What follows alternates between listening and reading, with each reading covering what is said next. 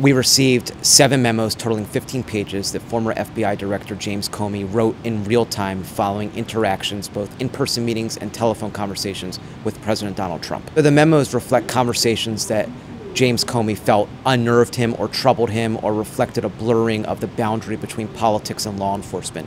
And so what we see from the memos time and again are requests from the president that Director Comey thought were unusual.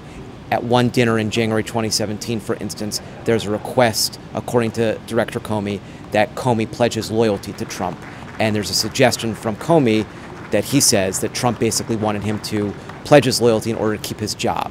And then the following month, in a private White House Oval Office conversation, there's a separate encounter, according to Comey, in which Trump encourages him to drop an investigation into his White House National Security Advisor, Michael Flynn. There's one other thing that's really interesting, and we had not heard before, that apparently during a conversation, President Trump told Jim Comey about a conversation that he had with Vladimir Putin, in which Putin apparently said that Russia had the best quote-unquote hookers anywhere in the world. So we can see that the memos are clearly central to the obstruction investigation of Special Counsel Robert Mueller's investigation. So we can see that the memos would be useful as Mueller is trying to determine whether the president took steps to obstruct the investigation. And in particular, that February 2017 encounter at the White House over Michael Flynn is going to be really critical, because here you have a president basically suggesting and asking the FBI director to let an investigation into his national security advisor go because he says he's a good guy.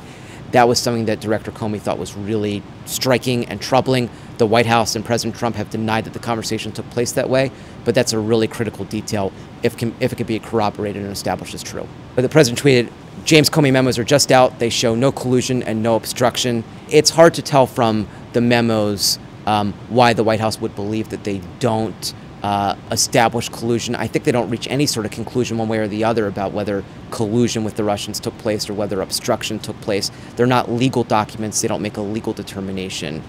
I guess one thing that you could see from the memos that might be beneficial to the White House is that Director Comey does say that he told Trump on multiple occasions, "You're not under investigation, Mr. President. We're not investigating you."